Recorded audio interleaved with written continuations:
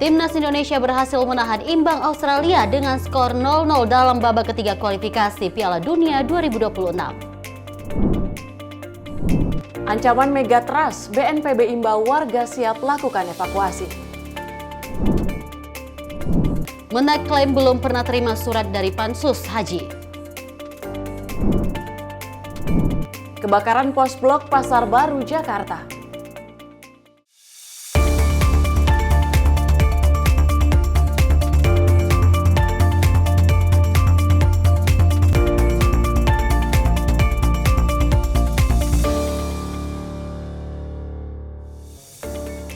Halo, selamat malam pemirsa. Senang sekali rasanya kami hadir dengan mengisi ruang informasi Anda, terutama dengan informasi yang telah kita sampaikan terlebih dahulu. Kalau kita menyaksikan malam kemarin telah menyaksikan bahwa kemeriahan atau kepuasan dari Indonesia melawan Australia ini dengan skor yang 0-0, namun ini puas sekali rasanya dapat menonton Indonesia. Dan yang menjadi sorotan lain adalah terkait dengan potensi megatrust. Ini BNPB melakukan sosialisasi juga terkait dengan ancaman ataupun kemungkinan terjadinya megatrust. Jadi terus dilakukan sosialisasi tentu untuk meminimalisir jika terjadi potensi megatrust tersebut, Dewi. Benar sekali, dan sejumlah peristiwa yang akan kami sampaikan bersama saya, Dewi Mandik. Dan saya Tiara Dianti, inilah Menyapa Malam selengkapnya. Kita awali Menyapa Malam kali ini di mana Timnas Indonesia berhasil menahan imbang Australia dengan skor 0-0 dalam babak ketiga kualifikasi Piala Dunia 2026. Meski memiliki perbedaan ranking FIFA yang terpaut jauh, anak asuhan Sinteyong mampu mengimbangi permainan timnas negara Kangguru. Tim Garuda Indonesia berhasil menahan skor imbang atas Australia dengan skor 0-0 pada babak kualifikasi klasemen Grup C. Pelatih Timnas Indonesia Sinteyong mengatakan bahwa anak asuhannya menjalani perlawanan yang sulit saat melawan Australia. Meski sulit dalam pertandingan melawan Australia tidak membuat para pemain Garuda Indonesia pantang menyerah yang berhasil menyamakan kedudukan skor dengan negara yang berjulukan Kangguru tersebut. Sinteyong menyebut bahwa ia menerapkan strategi bertahan pada anak asuhannya lantaran Australia memiliki fisik yang lebih baik. 보신 대로 흥만 경기를 했고 물론 우리가 좀 밀렸다고 얘기할 수 있겠지만 선수들의 정신력이나 모든 면에서 하지만 대등하게 경기를 했고 우리 선수들이 너무 열심히 해줬고 앞으로도 우리는 발전할 수밖에 없는 팀으로서 성장했다. 우리 모든 선수가 너무나 열심히 해준 것에 대해서 너무 감사하고 고맙게 생각합니다. Dari Jakarta, Fahrizal Azizul, Simpo TV melaporkan. Nama Martin Paes digaungkan oleh para supporter tanah air usai laga yang mempertemukan Timnas Indonesia melawan Australia di Stadion Utama Gelora Bung Karno pada Selasa malam kemarin. Dan juga Martin Paes ini kembali terpilih sebagai Man of the Match dalam pertandingan untuk Timnas Indonesia. Timnas Indonesia bermain imbang 0-0 melawan Australia pada laga kedua Grup C kualifikasi Piala Dunia 2026 Zona Asia di Stadion Gelora Bung Karno atau SUGBK, Jakarta, Selasa 10 September 2024. Pada laga ini, salah satu pemain yakni kiper Martin Paes bermain luar biasa. Kiper asal FC Dallas tersebut melakukan 5 penyelamatan gemilang dari 19 tendangan Australia.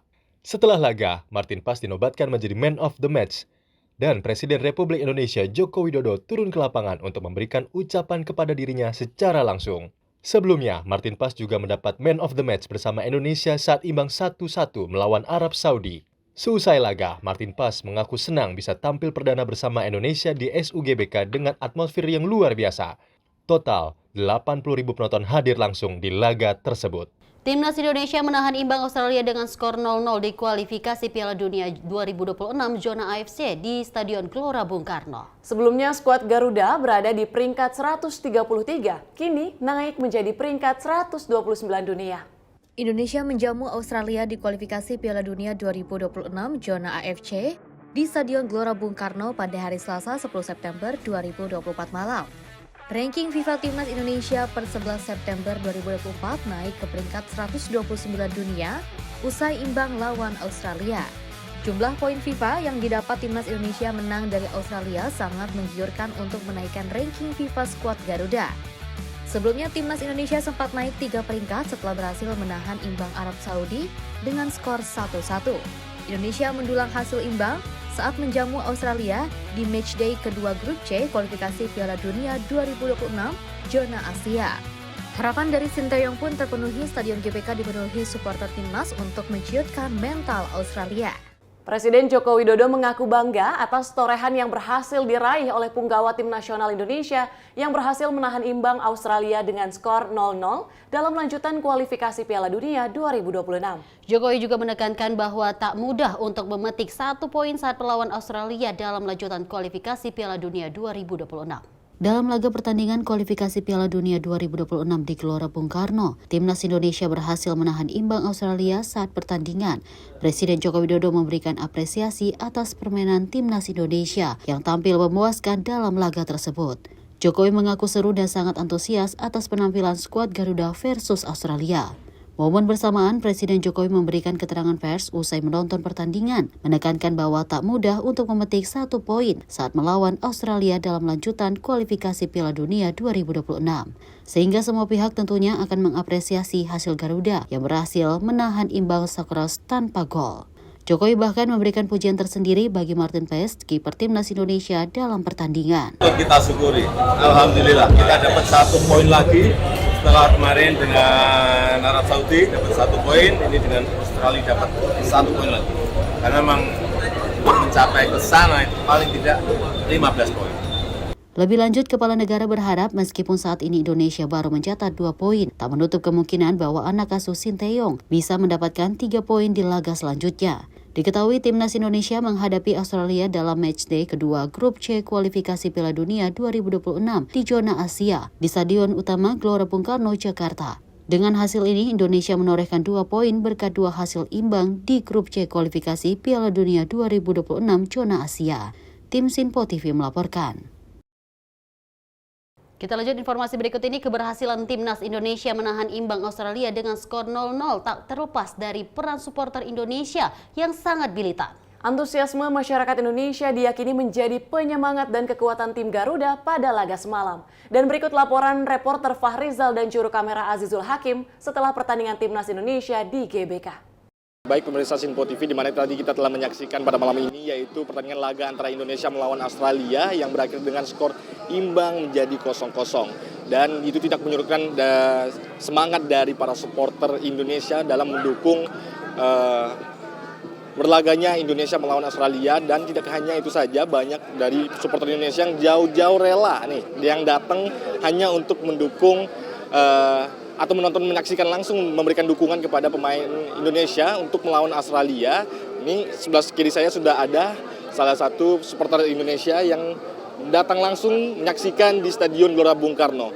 Oke Mas, boleh perkenalkan nama sebelumnya Mas? Saya Maki. Kalau Mas? Saya Bilhaki. Kalau Mas dari mana nih Mas? Dari Surabaya. Dari Surabaya, berarti dari jauh-jauh nih dari Surabaya hanya Iya. untuk mendukung Indonesia. Oh iya, jelas. Mas, sedikit Mas untuk pertandingan malam ini Mas. Kalau dari saya sih untuk pertandingan malam ini melawan Australia cukup sengit ya, karena banyak beberapa peluang dari kedua tim yang walaupun belum bisa tercipta gol, tapi banyak pertarungan di lini tengah gitu. Ada nggak sih sedikit masukan buat timnas Indonesia? Kalau dari saya sih ini ya, lancarin buat chemistry aja sih. Soalnya tadi ada beberapa miskomunikasi kalau dari saya lihat dari beberapa pemain. Tapi sebetulnya secara overall ada peningkatan sih dari tahun-tahun sebelumnya. Apa nih harapannya untuk ke depan? Piala Dunia dong. Piala Dunia? Ya, masuk Piala Dunia lah. Siapa sih yang menjadi unggulan dari pertandingan malam ini Mas? Sebetulnya agak diunggulkan Australia sedikit karena dari permainan Australia lebih menguasai, tapi Indonesia masih cukup bagus buat bertahan gitu. Menurut saya cukup oke sih tadi. Beberapa peluang bisa digagalkan dari terutama oleh kiper ya, Martin Paes tadi. Cukup oke sih. Bagus. Kalau dari Mas sendiri tanggapannya apa nih Mas pada pertandingan Indonesia melawan Australia? Untuk kedua tim sih sudah bermain sangat bagus. Apalagi Australia juga emang secara kualitas Australia lebih baik ya dibanding Indonesia, tapi Indonesia sudah bisa mengimbangi permainan Australia, terbukti dengan lini pertahanan Indonesia dikawal oleh 3 bek, Hapner, Jaidze sama Rizky Ridho, serta kiper naturalisasi baru kita Martin Paes sudah bisa menangkal serangan dari Australia. Siapa sih yang menjadi pemain unggulan pada malam hari ini? Menurut saya Martin Paes sih, soalnya dia beberapa kali menggagalkan shoot on targetnya Australia. Ada nggak sih harapan untuk pertandingan selanjutnya? Harapannya yang jelas lolos Piala Dunia. Tapi untuk secara pertandingan semoga permainan Indonesia bisa lebih baik, khususnya pada saat serangan balik, sama shot on targetnya juga lebih naik, dan tendangan jarak jauh juga penting sih. Sama finishing akhir, itu aja. Terima kasih banyak, Mas. Ya, makasih ya. Nah, itu dia pemirsa, di mana ini para supporter dari jauh-jauh hanya untuk menyaksikan, memberikan dukungan kepada timnas skuad merah putih untuk melawan Australia. Dan meskipun kita turut bangga, meskipun harus berakhir dengan skor imbang, kita turut bangga kepada pemain timnas Indonesia yang berhasil menyimbangi dengan peringkat yang lumayan cukup jauh dari Australia yang berada di peringkat 25, sedangkan Indonesia berada di peringkat 131. Dan kita tentunya berharap di pertandingan selanjutnya nantinya Indonesia berhasil untuk meraih tiket untuk menuju ke Piala Dunia 2026. Demikian informasi yang dapat kami sampaikan. Farizal Azizul, Simpo TV melaporkan.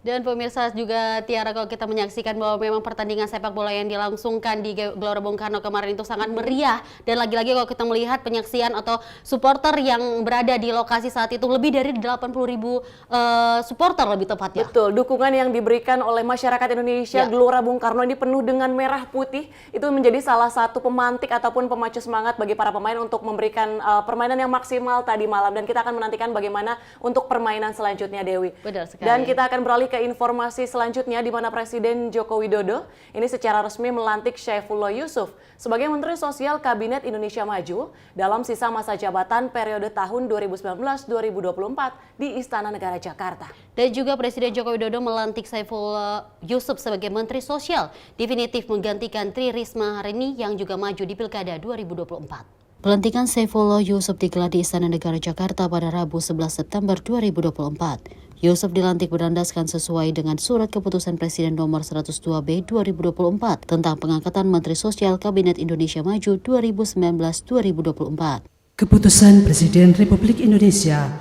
Nomor 102B Tahun 2024 tentang pengangkatan Menteri Sosial Kabinet Indonesia Maju periode tahun 2019-2024. Dengan rahmat Tuhan Yang Maha Esa, Presiden Republik Indonesia menimbang dan seterusnya, mengingat dan seterusnya, memutuskan, menetapkan dan seterusnya. Kesatu, mengangkat Saudara Syaifullah Yusuf sebagai Menteri Sosial Kabinet Indonesia Maju dalam sisa masa jabatan periode tahun 2019-2024. Kedua dan seterusnya ditetapkan di Jakarta pada tanggal 10 September 2024, Presiden Republik Indonesia Joko Widodo. Syaifullah Yusuf atau yang dikenal dengan panggilan Gus Ipul dilantik sebagai Menteri Sosial menggantikan Tri Risma hari ini yang mundur dari jabatannya karena maju sebagai bakal calon Gubernur Jawa Timur. Dalam kesempatan tersebut, Presiden Jokowi juga turut melantik Edi Hartono sebagai Kepala Badan Nasional Penanggulangan Terorisme atau BNPT. Selain itu, Presiden Jokowi juga melantik Aida Suwandi Budiman sebagai anggota Dewan Komisioner LPS. Dalam pelantikan turut dihadiri diantaranya Menteri Koordinator Bidang Politik Hukum dan Keamanan Hadi Cahyanto, Menteri Koordinator Bidang Pembangunan Manusia dan Kebudayaan Muhadjir Effendi, Menteri Sekretaris Kabinet Pramono Anung, Menteri Sekretaris Negara Pratikno, Kapolri Listio Sigit Prabowo, Panglima TNI Agus Subianto. Tim redaksi Sinpo TV melaporkan. Informasi berikut ini pemirsa, Wakil Presiden Republik Indonesia Ma'ruf Amin ini meresmikan Pasar Tobo Ali dan Impres Jalan Daerah di Tobo Ali, Kabupaten Bangka Selatan pada 10 September 2024. Peresmian ini menjadi bukti nyata komitmen pemerintah dalam menyediakan pembangunan yang merata bagi seluruh masyarakat. Wakil Presiden Republik Indonesia Ma'ruf Amin meresmikan Pasar Tobo Ali dan Impres Jalan Daerah di Tobo Ali, Kabupaten Bangka Selatan, Bangka Belitung pada Selasa 10 September 2024. Dalam sambutannya, Ma'ruf menyatakan keberadaan pasar rakyat adalah salah satu indikator penting berjalannya dinamika ekonomi suatu wilayah yang berkontribusi langsung terhadap pertumbuhan ekonomi.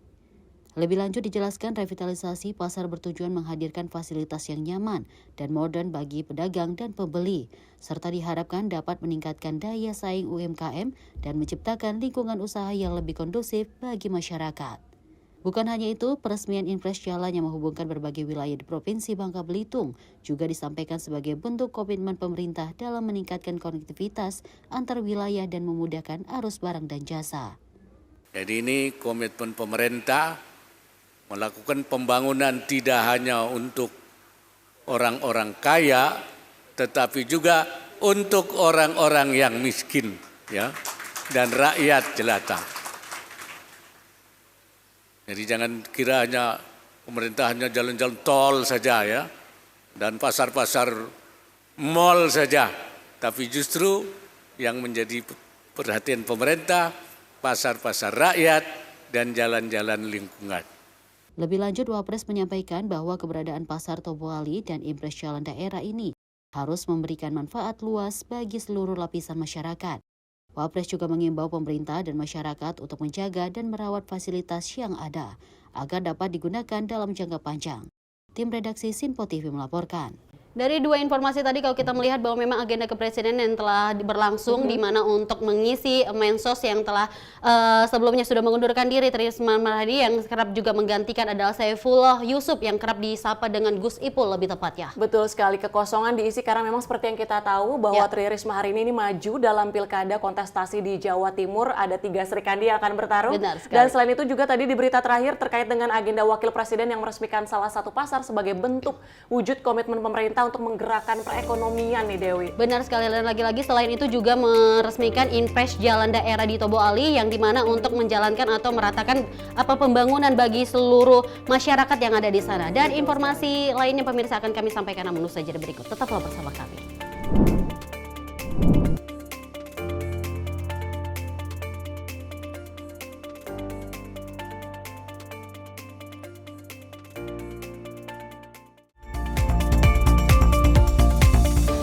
Pemirsa Sinpo TV kembali hadir menemani Anda dengan berbagai informasi yang telah kami rangkum dalam sepekan. Sajian lengkap informasi sepekan kami hadirkan untuk Anda. Badan Legislasi DPR menemui masa unjuk rasa di depan gedung DPR RI Senayan, Jakarta. Menemani akhir pekan Anda bersama keluarga dengan rangkuman berita menyeluruh dalam Sinpo Sepekan setiap minggu pukul 6 pagi hanya di Sinpo TV. Halo, selamat malam pemirsa. Senang sekali rasanya kami mengisi ruang informasi Anda. Akhiri aktivitas Anda dengan rangkuman perkembangan peristiwa yang terjadi sepanjang hari. Sebelumnya kita saksikan ada sekitar 3.000 tamu undangan, sementara di Ibu Kota Nusantara ini ada sekitar 2.000 tamu undangan. Rangkaian informasi nasional dan mancanegara dirangkum sebagai penutup hari dalam Menyapa Malam. Setiap Senin hingga Jumat pukul 8 malam, hanya di Sinpo TV. Halo, selamat pagi pemirsa Sinpo TV. Selamat pagi Andi. Selamat pagi, Fen. Beragam informasi terbaru hadir menemani Anda sebelum memulai hari. Itu memang dari Menteri Perhubungan juga mendukung, Betul. dari Menteri Keuangan juga mendukung, dan kita sebagai masyarakat pun juga Harus mendukung. Mengangkat isu yang tengah menjadi pembicaraan paling hangat. Semarakan pagi Anda bersama Menyapa Pagi. Setiap Senin hingga Jumat pukul 6 pagi hanya di Sinpo TV. Halo pemirsa, kami kembali hadir dengan sejumlah informasi yang kami himpun dari berbagai penjuru dunia. Rangkaian informasi yang membuat akhir pekan Anda begitu bermakna. Sebuah kelompok di Afrika Selatan memberikan layanan pertunjukan film dengan tenaga surya. Berita yang menjadi sorotan media dari dalam dan luar negeri kami hadirkan untuk menemani pekan Anda dalam Sinpo Dunia Sepekan, Sabtu dan Minggu pukul 9 pagi hanya di Sinpo TV. Kami hadir dengan rangkaian informasi dari berbagai penjuru dunia.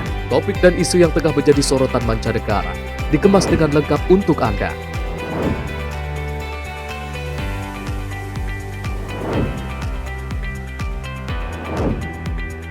Peristiwa penting yang terjadi dari berbagai belahan dunia ini hadir dalam Sinpo Dunia setiap Senin hingga Jumat pukul 7:30 malam hanya di Sinpo TV.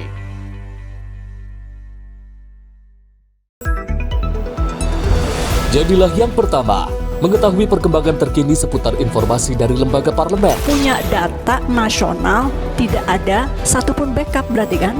Tiba-tiba ada putusan yang nggak masuk akal dan seperti ini gitu. Kita biarkan rekomendasi kepada KPK, periksa! Kami hadirkan informasi paling akurat untuk mengawal setiap informasi dalam rapat komisi dan paripurna. Tentunya bersama saya Andi Rezaldi yang telah kami rangkum dalam program Sinpo Parlemen. Saya Arif Rifani. Saksikan Sinpo Parlemen setiap Sabtu pukul 6 pagi hanya di Sinpo TV.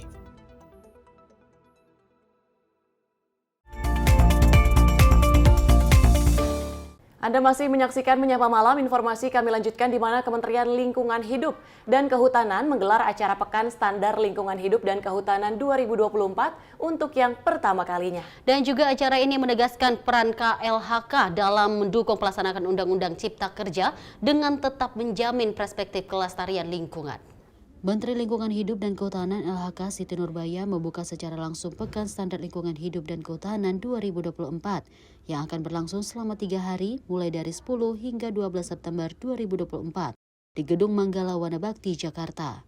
Dalam sambutannya, Siti menegaskan bahwa untuk menuju Indonesia yang maju dapat dilihat dari aspek ekonomi yang didukung oleh iklim investasi yang baik.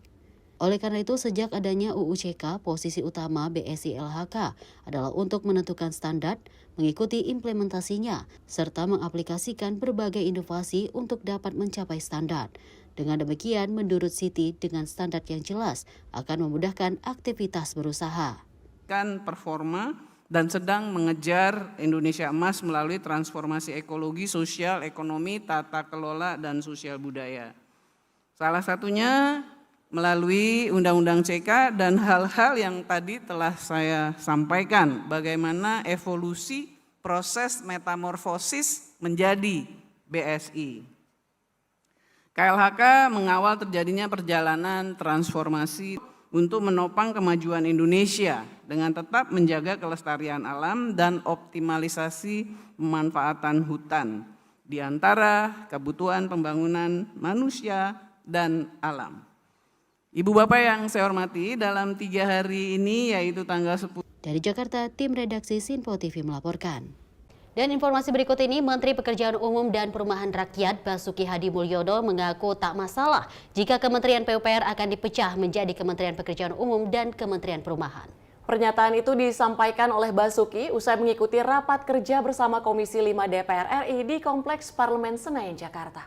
Menteri PUPR Basuki Hadi Mulyono menilai tidak masalah dengan rencana bahwa Kementerian PUPR akan dipecah menjadi Kementerian Pekerjaan Umum dan Kementerian Perumahan.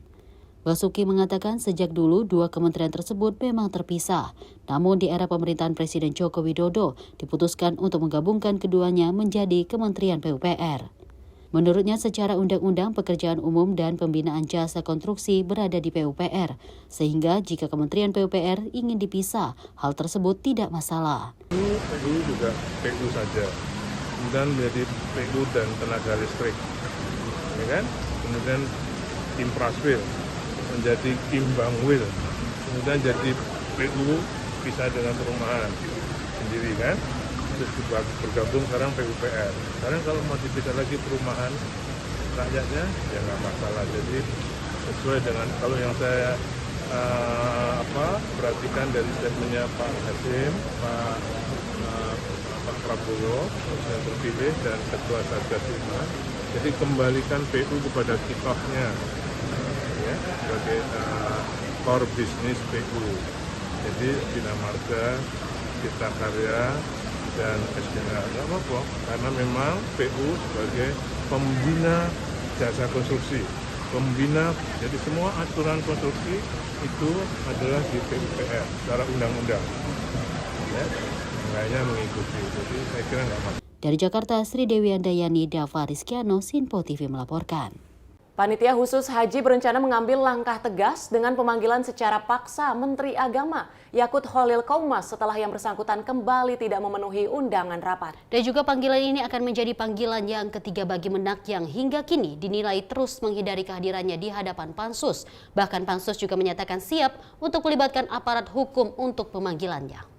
Panitia khusus atau Pansus Haji menyayangkan dengan ketidakhadirannya Menteri Agama Yakut Khalil Qaumas dalam undangan rapat Pansus Haji. Setelah 2 kali mangkir, untuk selanjutnya Pansus akan menggunakan langkah tegas untuk pemanggilan yang ketiga kalinya dengan melibatkan aparat penegak hukum.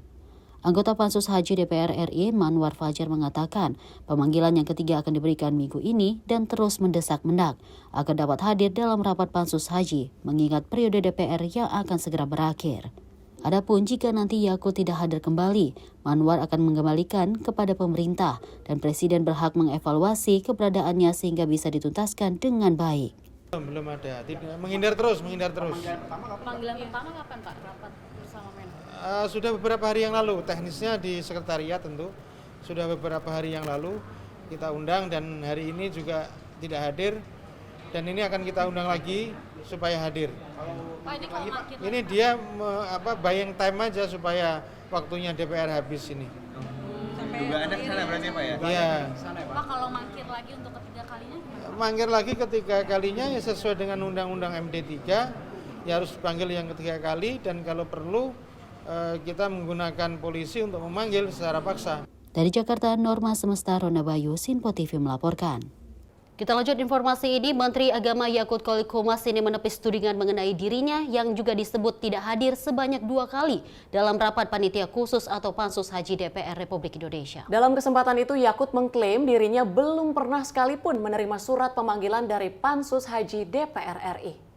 Menteri Agama Yakut Kolil Qomas menghormati pernyataan anggota Pansus Haji DPR Manwar Fajar yang menyebut dirinya mangkir 2 kali dalam rapat Pansus soal haji di DPR RI. Yakut menilai pernyataan Manwar mungkin saja berdasarkan data info dan data yang valid. Namun demikian ia menegaskan bahwa dalam rapat sebelumnya sehingga Rabu pagi ini dirinya belum sama sekali mendapatkan surat pemanggilan dari pihak Pansus Haji. Kemarin beliau menyatakan pernyataan apa, Mbak? Mangkir 2 kali. Saya hormati pernyataan Pak Marwan Jafar. Saya hormat sama beliau sebagai teman, sebagai sahabat, sebagai senior. Tentu pernyataan yang sudah dikeluarkan oleh Pak Marwan Jafar sebagai anggota DPR RI sekaligus anggota Pansus sudah berdasarkan pada data dan info yang valid, ya, begitu ya. Tetapi sampai saya datang ke sini, sampai saya datang ketemu kawan-kawan semua ini, saya belum pernah mendapatkan surat panggilan itu. Ya, bisa dicek di sekretariatan kesekjenan DPR kan bisa dicek ya. Jadi saya nggak tahu itu dasarnya dari mana. Makanya saya pengen tahu juga apakah benar saya sudah pernah dipanggil 2 kali.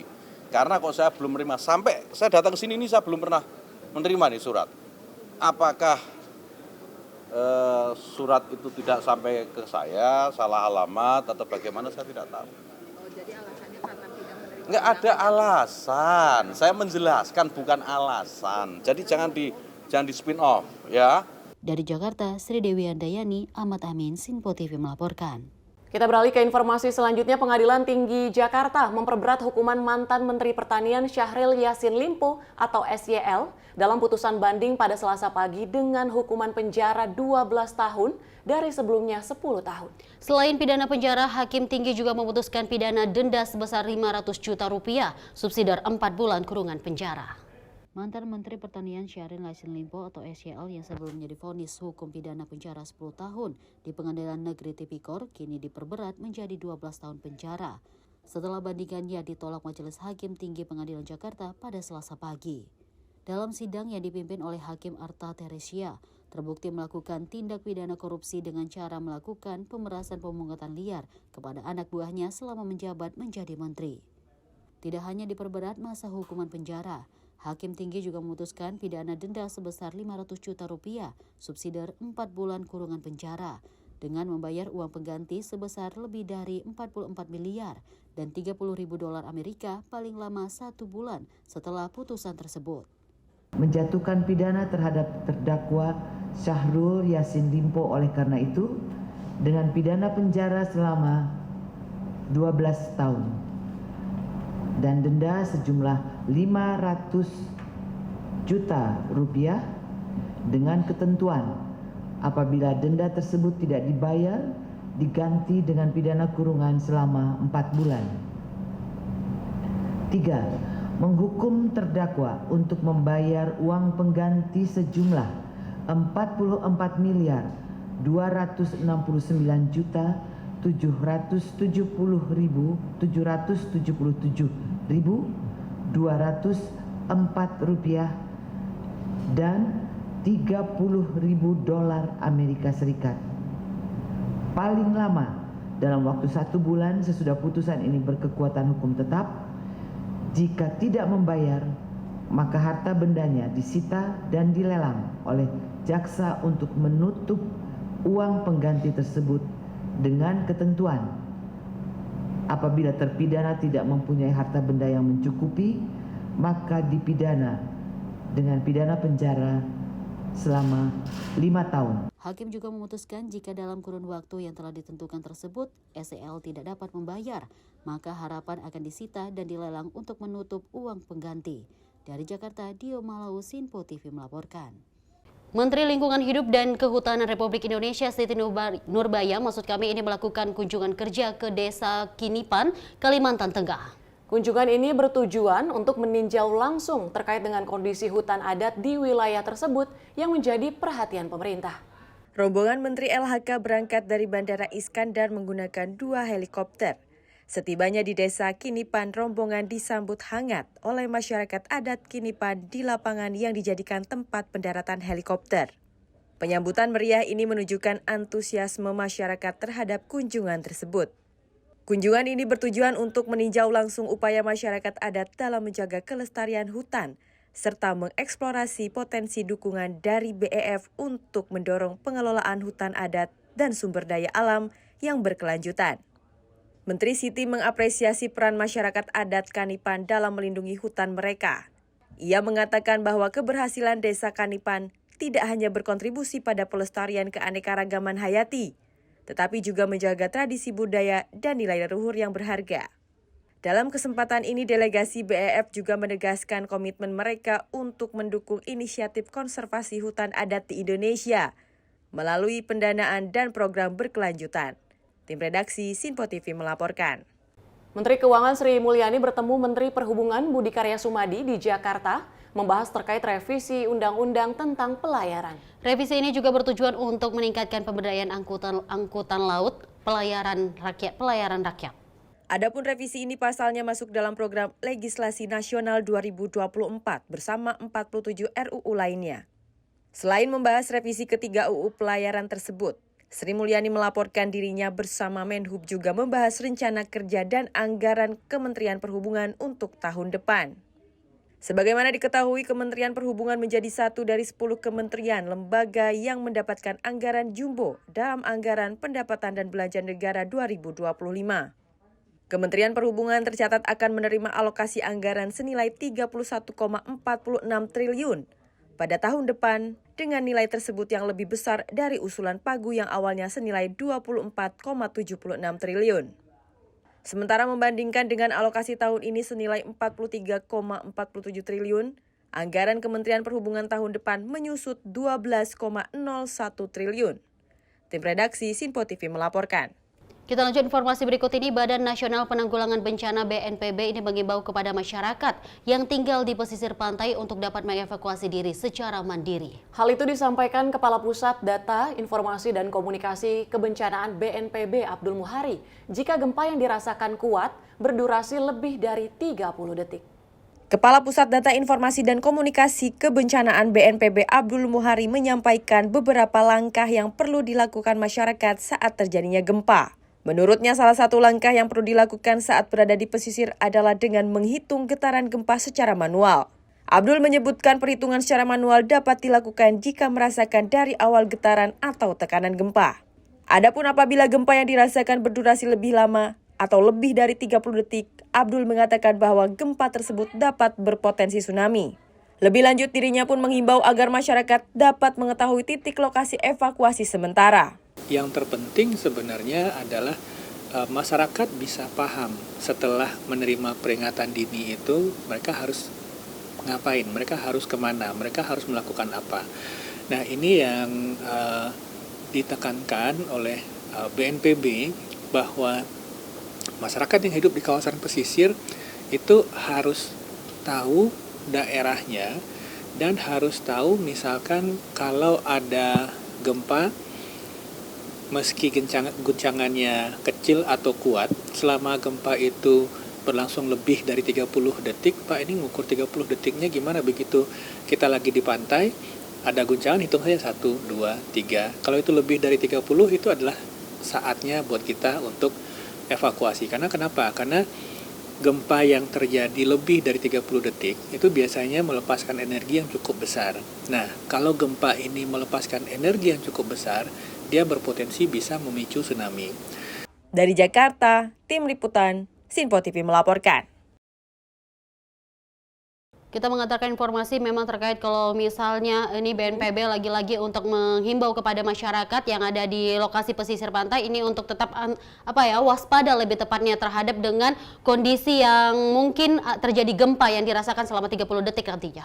Betul, sebuah langkah yang baik yang dilakukan oleh BNPB berupa imbauan dan mungkin juga nanti bisa dilanjutkan dengan sosialisasi tentunya menyeluruh kepada masyarakat sebagai sebuah bentuk antisipasi lagi-lagi untuk meminimalisir jika terjadi bencana. Dan informasi lainnya akan kami hadirkan usai jeda, tetaplah bersama kami.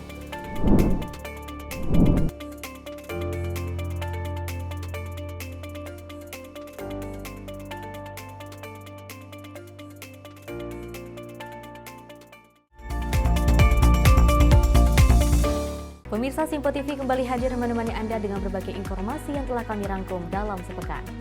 Sajian lengkap informasi sepekan kami hadirkan untuk Anda.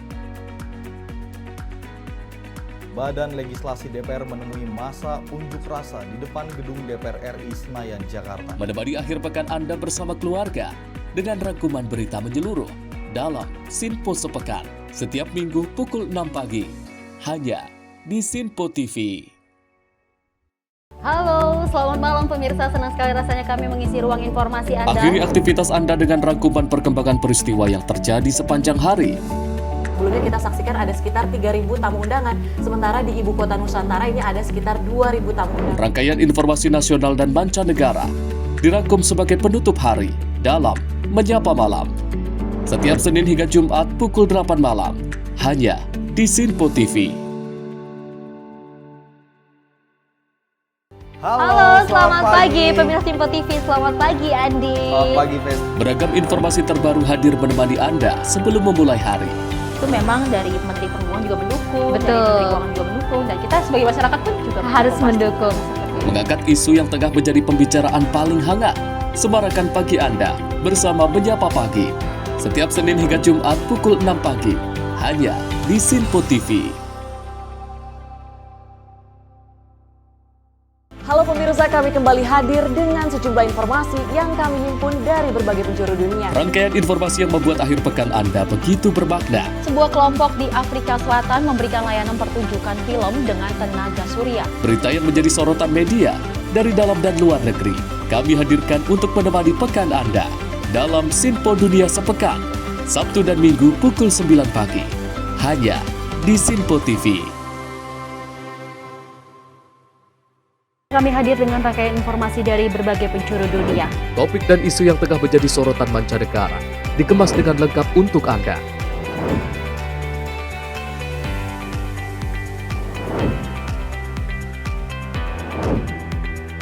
Peristiwa penting yang terjadi dari berbagai belahan dunia ini hadir dalam Sinpo Dunia setiap Senin hingga Jumat pukul 7:30 malam hanya di Sinpo TV.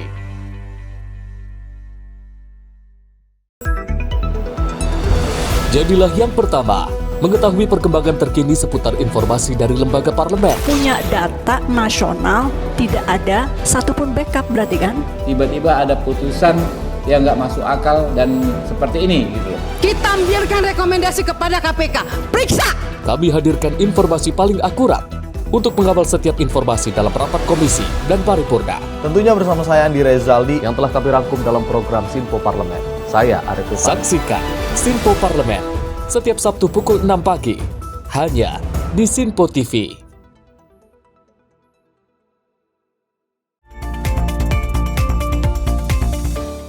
Selamat malam pemirsa, Anda kembali menyaksikan Menyapa Malam dan kita lanjut informasi berikut ini. Potensi gempa dan tsunami di zona megatrust masih menjadi perhatian masyarakat karena ancaman nyata, yakni gempa dan juga tsunami di zona megatrust tidak ada yang dapat memprediksi waktu terjadinya. Dalam hal ini, Badan Nasional Penanggulangan Bencana atau BNPB mengingatkan masyarakat tentang kesiapsiagaan, yakni ketika terjadinya gempa yang memicu tsunami.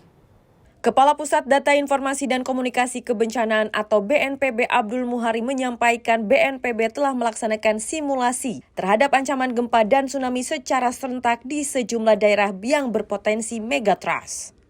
Abdul mengatakan bahwa tsunami tidak hanya dibangkitkan oleh gempa yang dengan kekuatan besar atau gempa di atas magnitudo 8, melainkan tsunami juga dapat dibangkitkan dengan gempa di bawah 7,5 magnitudo.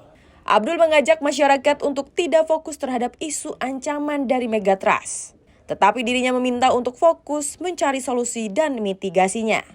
Adapun ketika terjadi gempa dan memicu tsunami, Abdul menuturkan yang bisa dilakukan oleh masyarakat adalah evakuasi secepatnya, serta menjauh dari kawasan perairan. Luruskan bahwa gempa pembangkit tsunami ini tidak cuma megatrust ya.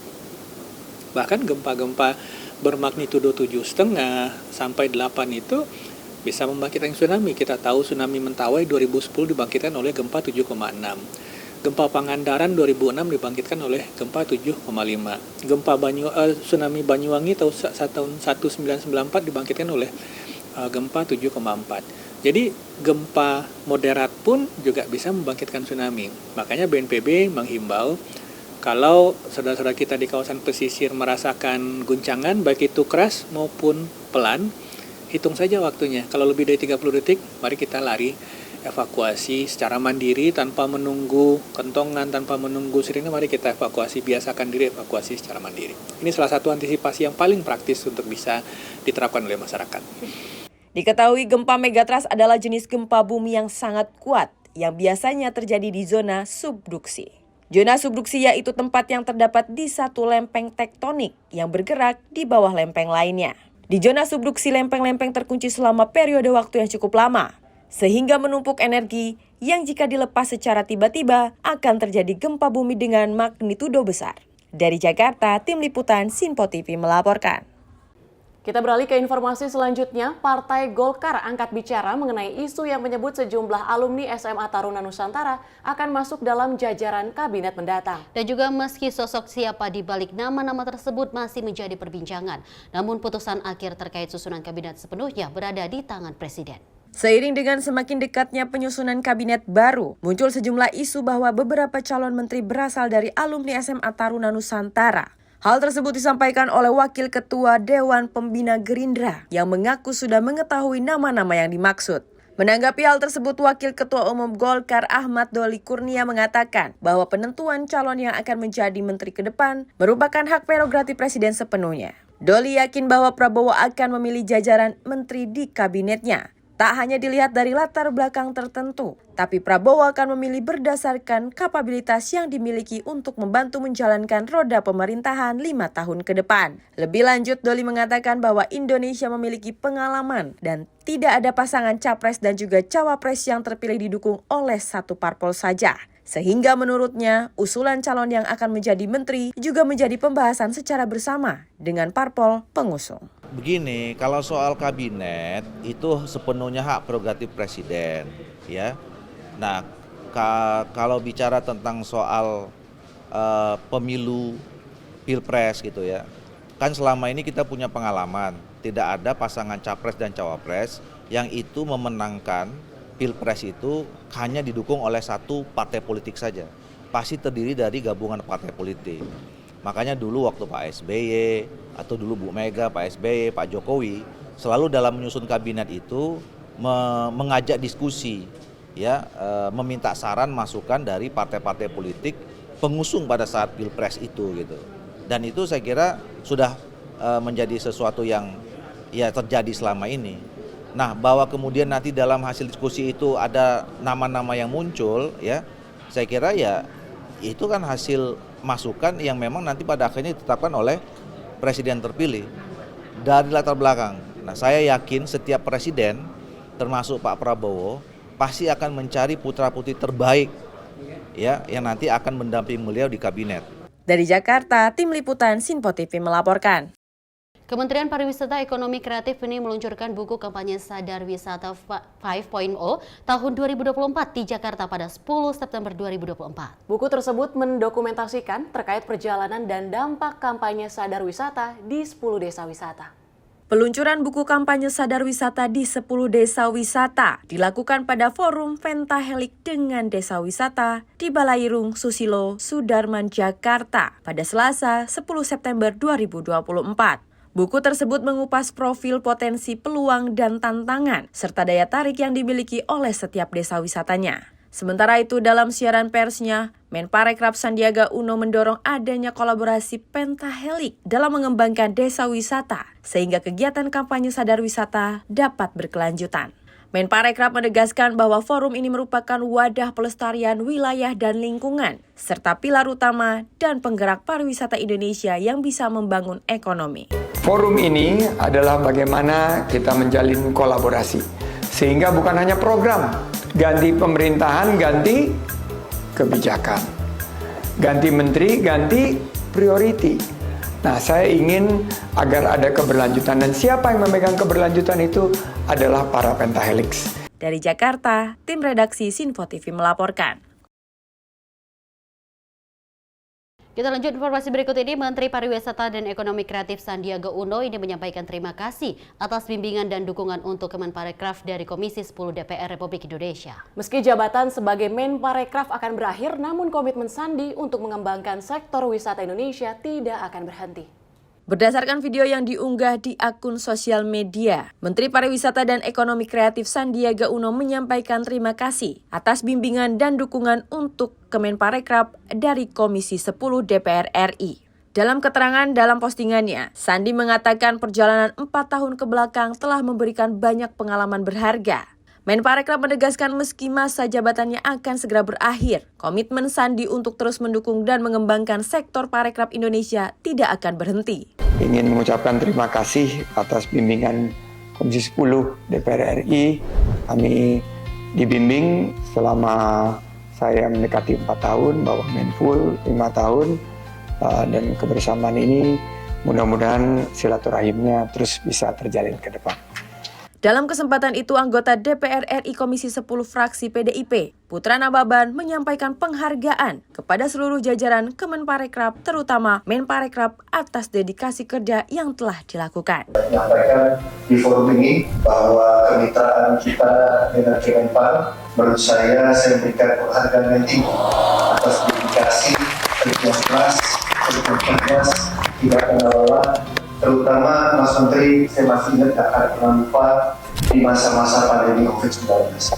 Dari Jakarta, tim redaksi Sinfo TV melaporkan.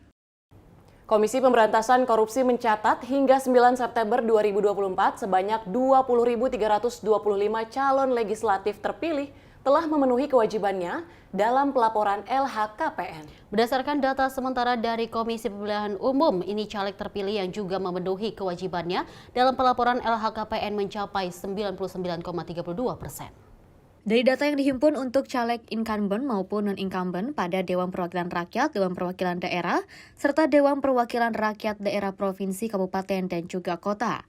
Merujuk pada data pelapor, anggota DPRD Provinsi, Kabupaten, dan Kota menjadi kelompok paling patuh dengan tingkat pelaporan mencapai 99,72%. Dari total 19.731 caleg terpilih, 676 sudah melapor, sementara 55 lainnya belum. Sementara itu, caleg terpilih untuk DPR RI mencapai persentase pelaporan sebesar 90,17%. Dari 580 caleg terpilih, 523 diantaranya telah melaporkan LHKPN, sedangkan 57 lainnya belum melapor. Terakhir, DPD RI mencatat tingkat pelaporan sebesar 82,89%. Dari total 152 caleg terpilih, 126 sudah melapor dan juga 26 masih belum menyerahkan laporan harta kekayaannya.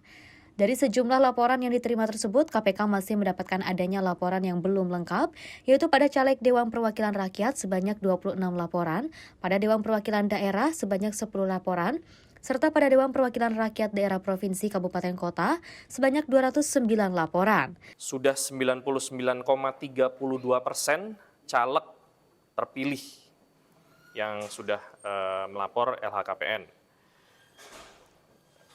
Komisi Pemberantasan Korupsi mencatat hingga 9 September 2024 pukul 12 waktu Indonesia bagian Barat, sebanyak 20.325 dari 20.460 3 caleg terpilih berdasarkan data sementara dari Komisi Pemilihan Umum telah memenuhi kewajibannya dalam pelaporan LHKPN atau mencapai 99,32%. Data tersebut termasuk untuk caleg incumbent maupun non-incumbent pada Dewan Perwakilan Rakyat atau DPR RI, Dewan Perwakilan Daerah atau DPD RI, serta DPRD daerah, Dewan Perwakilan Rakyat Daerah atau DPRD Provinsi, Kabupaten, dan Kota.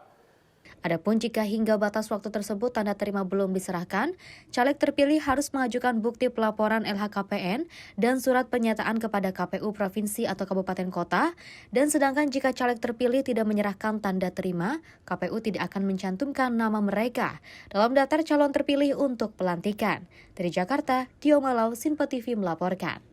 Kasus perundungan bullying di institusi lembaga pendidikan Indonesia kian marak terjadi belakangan ini.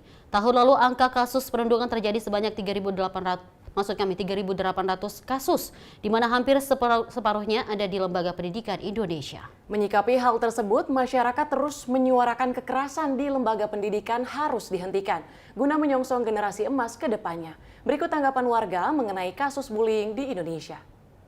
Di institusi pendidikan sudah seringkali diadakan kayak semacam pemberitahuan kepada anak-anak untuk tidak melakukan hal bullying seperti itu.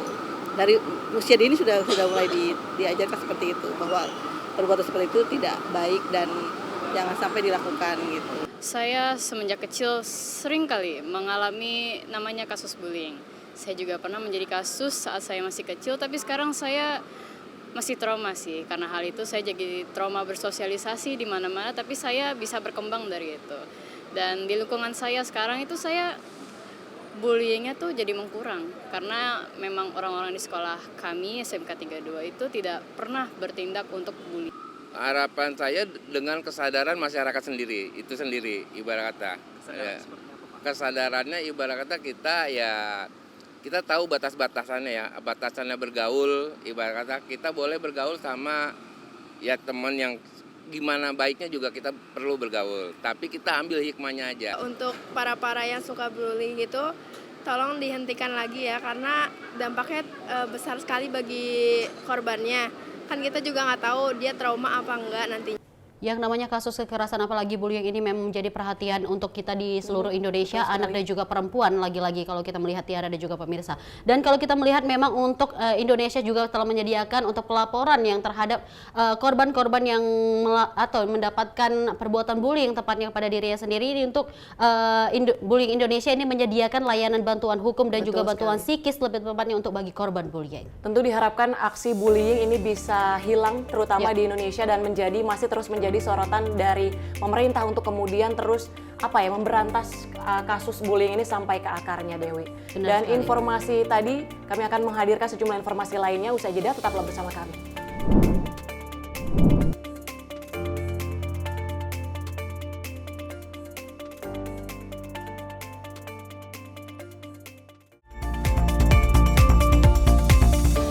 Pemirsa Sinpo TV kembali hadir menemani Anda dengan berbagai informasi yang telah kami rangkum dalam sepekan. Sajian lengkap informasi sepekan kami hadirkan untuk Anda. Badan Legislasi DPR menemui masa unjuk rasa di depan gedung DPR RI Senayan, Jakarta. Menemani akhir pekan Anda bersama keluarga dengan rangkuman berita menyeluruh dalam Sinpo Sepekan setiap minggu pukul 6 pagi hanya di Sinpo TV. Halo, selamat malam pemirsa. Senang sekali rasanya kami mengisi ruang informasi Anda. Akhiri aktivitas Anda dengan rangkuman perkembangan peristiwa yang terjadi sepanjang hari. Sebelumnya kita saksikan ada sekitar 3.000 tamu undangan, sementara di Ibu Kota Nusantara ini ada sekitar 2.000 tamu undangan. Rangkaian informasi nasional dan mancanegara dirangkum sebagai penutup hari dalam Menyapa Malam. Setiap Senin hingga Jumat pukul 8 malam, hanya di Sinpo TV.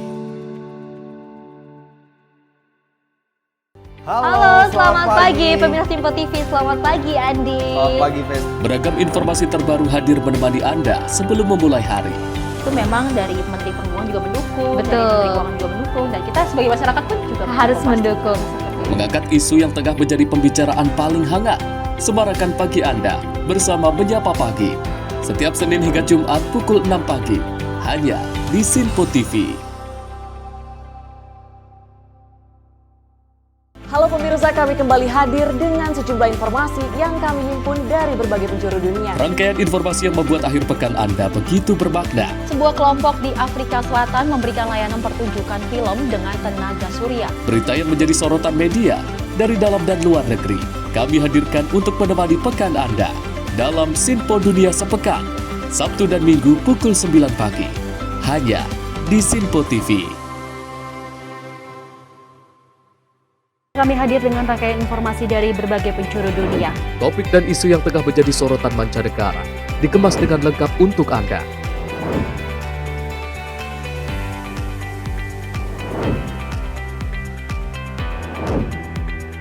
Peristiwa penting yang terjadi dari berbagai belahan dunia ini hadir dalam Sinpo Dunia setiap Senin hingga Jumat pukul 7:30 malam hanya di Sinpo TV.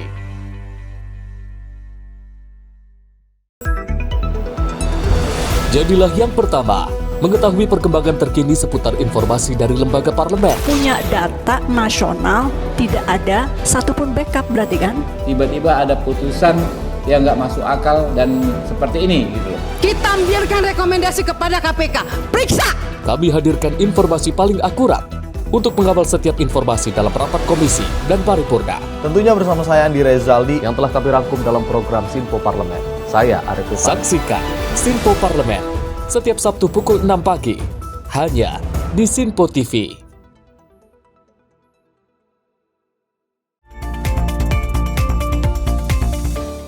Anda masih menyaksikan Menyapa Malam. Informasi kami lanjutkan di mana kebakaran melanda pos blok di Pasar Baru, Jakarta Pusat pada Selasa 10 September 2024. Diduga kebakaran terjadi akibat korsleting listrik dari salah satu kedai kopi terdekat. Kebakaran hebat melanda ruang kreatif publik pos blok di Jalan Pos Kelurahan Pasar Baru, Sawah Besar, Jakarta Pusat pada Selasa 10 September 2024 sekitar pukul 00:43 waktu Indonesia bagian Barat. Kebakaran ini bermula saat petugas keamanan di sekitar melihat api. Petugas keamanan tersebut kemudian berupaya untuk melakukan pemadaman. Hanya saja api terus membesar hingga membakar Masjid Al-Abror yang terletak tepat bersebelahan dengan bangunan gedung pos blok. Adapun kebakaran ini diduga akibat korsleting listrik. Dalam hal ini Dinas Gulkarmat telah mengerahkan 14 unit pemadam dan 56 personil. Luas area kebakaran kurang lebih mencapai 1.000 meter dengan kerugian yang ditaksir mencapai 2 miliar rupiah. Untuk saat ini pos blok akan berhenti beroperasi sementara hingga hasil penyidikan penyebab kebakaran selesai. Dari Jakarta, tim redaksi Sinpo TV melaporkan. Kita lanjut peristiwa berikut ini. Brankas toko di kawasan Tanjung Duren, Jakarta Barat dibobol kawanan pencuri. Dalam kasus pencurian ini, uang pemilik toko senilai 4,5 juta rupiah raib digasak pelaku. Aksi pembobolan toko yang dilakukan seorang pelaku di Jalan Raya Tanjung Duren, Jakarta Barat terekam CCTV toko. Dalam rekaman video tersebut terlihat pelaku yang mengendarai sepeda motor seorang diri ini menggresek masuk ke dalam toko. Setelah sebelumnya membobol gembok pintu besi rolling door, setelah berhasil masuk dengan santainya pelaku kemudian menguras uang yang ada di meja kasir. Tak cukup sampai di situ, brankas berisi uang di toko tersebut juga diangkat dan dibawa kabur pelaku dengan menggunakan sepeda motornya. Uang dalam brankas senilai 4 juta rupiah dan uang di meja kasir senilai 500.000 rupiah pemilik toko raib digasak pelaku. Tak hanya sekali, sebelumnya toko tersebut juga pernah beberapa kali disatroni pencuri. Namun naas, pencuri gagal melakukan aksinya. Jadi si malingnya itu memang datangnya jam 5 pagi ya. Di hari Senin itu keadaan tokonya terkunci rapet, terus dia tiba-tiba langsung masuk aja sih. Dia ke kasiran dulu untuk ngambil uang, memang ada uangnya di situ, terus langsung ngambil si brankasnya tersebut. Ini tadi dia buka gerbang itu gimana Mbak? Buka gerbangnya nyantai sih Mas, kayak memang profesional aja gitu, tanpa pakai linggis. Dia bisa buka kuncinya sendiri gitu, dan anehnya tuh cepat banget dan santai sih. Pertamanya langsung ke kasir, terus ngambil sejumlah uang, lalu langsung masuk ke dalam dan ngambil berangkas. Atas peristiwa tersebut, korban telah melaporkan ke pihak kepolisian dengan menyertakan barang bukti berupa rekaman CCTV. Kasusnya kini telah ditangani oleh unit Reskrim Polsek Grogol Petamburan. Tim redaksi Sinpo TV melaporkan. Aksi tawuran antar dua kelompok di kawasan Palmerah, Jakarta Barat. 2 remaja ditangkap petugas kepolisian Polres Metro Jakarta Barat. Dan juga selain kedua tersangka, polisi juga menyita barang bukti pakaian korban dan sejumlah senjata tajam jenis parang dan kelewang yang mereka gunakan saat membacok korban hingga tewas. Dalam gelaran press release gelaran perkara yang bertempatan di Mapolres Metro Jakarta Barat, pihak kepolisian Satreskrim Jakarta Barat memperlihatkan video rekaman CCTV di lokasi, di mana detik-detik aksi tawuran antar dua kelompok remaja terjadi di Jalan Semangkaraya, Palmerah, Jakarta Barat. Dari tawuran antar kelompok yang mengatasnamakan geng Kampus Gantung dengan geng selebritis Dua Kebun Jahe ini, berujung jatuhnya korban berinisial DN, berusia 19 tahun, yang tewas saat akan dilarikan ke rumah sakit akibat luka bacokan di bagian leher. Dari hasil penyelidikan yang dilakukan Satreskrim Polres Metro Jakarta Barat, diketahui 2 remaja berinisial SI berusia 17 tahun dan TF yang berusia 16 tahun ini merupakan pelaku utama pembacokan terhadap korban saat tawuran terjadi. Meski demikian, kedua tersangka tidak dihadirkan dalam gelar perkara, mengingat keduanya masih berusia di bawah umur. Tawuran sendiri sudah direncanakan sebelumnya melalui media sosial, di mana motifnya cukup memprihatinkan, hanya sebagai bentuk eksistensi kelompok masing-masing. Setelah tawuran, kedua tersangka diamankan di daerah Cikarang, Kabupaten Bekasi, Jawa Barat. Sementara polisi juga masih mengembangkan kasus ini, di mana masih ada pelaku lain yang kini masih buron. Korban ini menderita 2 luka di bagian leher sebelah kiri dan sebelah kanan karena sayatan benda tajam dengan panjang luka sekitar 10-15 cm dengan kedalaman antara 2-3 cm. Ini cukup fatal, mengakibatkan pembuluh nadi terputus sehingga darahnya juga keluar cukup banyak dan menyebabkan kematian. Sempat diketahui oleh rekan-rekan yang bertugas pada malam hari itu dengan tim-tim dari patroli, dan akhirnya sudah sempat kita bubarkan. Tetapi dari pembubaran tersebut kemudian mereka beralih tempat kejadian. Akhirnya pertemuan tersebut terjadi di Jalan Taman Semangkaraya sekitar pukul 02.30 dan mengakibatkan 1 orang korban dinyatakan meninggal dunia. 2 orang ini dijerat dengan pasal 170 ayat 2 ketiga KUHP dengan ancaman 12 tahun penjara. Dari tangan kedua tersangka, polisi menyita barang bukti, sebuah pakaian korban dan sejumlah senjata tajam jenis parang dan kelewang yang mereka gunakan saat membacok korban. Guna mempertanggungjawabkan perbuatannya, kedua tersangka dijebloskan ke jeruji besi Polres Metro Jakarta Barat dengan sangkaan pasal 107 ayat 1 dengan 2 KUHP dan dengan ancaman hukuman maksimal selama 12 tahun penjara. Tim Liputan, Sinpo TV melaporkan. Topan Super Yagi, badai terkuat di Asia, menghantam sejumlah negara mulai dari Vietnam hingga Cina pada pekan kemarin. Badai tersebut juga menimbulkan puluhan korban jiwa. Dan juga selain itu, badai ini juga menyebabkan banjir, menumbangi ribuan pohon hingga merusak rumah-rumah.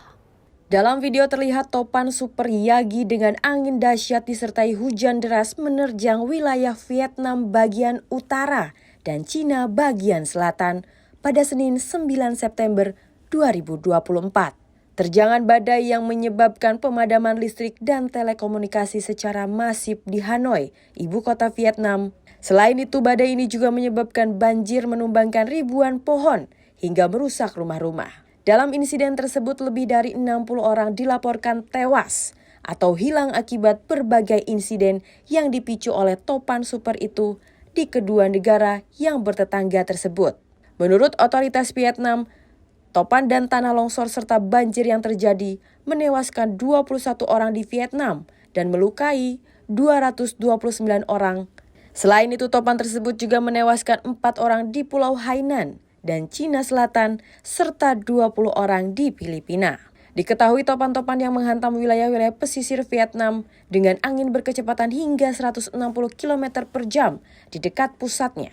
Kecepatannya sempat menurun dari kecepatan puncak yang mencapai 234 km per jam sehari.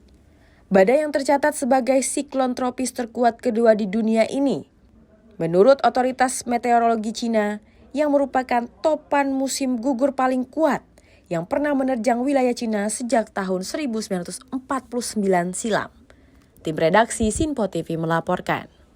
Dari informasi tadi kalau kita melihat memang untuk insiden yang terjadi di lebih tepatnya di negara Vietnam juga hingga Cina ini mengalami insiden topan Yagi yang lagi-lagi kalau kita bilang ini topan terdahsyat 2024 lebih tepatnya yang memakan korban jiwa lebih dari 63 masyarakat yang berada di sana. Semoga proses evakuasi yang dijalankan oleh pemerintah setempat ini bisa dipermudah sehingga bisa lebih banyak menemukan korban-korban lainnya.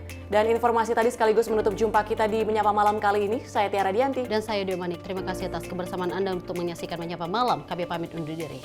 Sampai jumpa.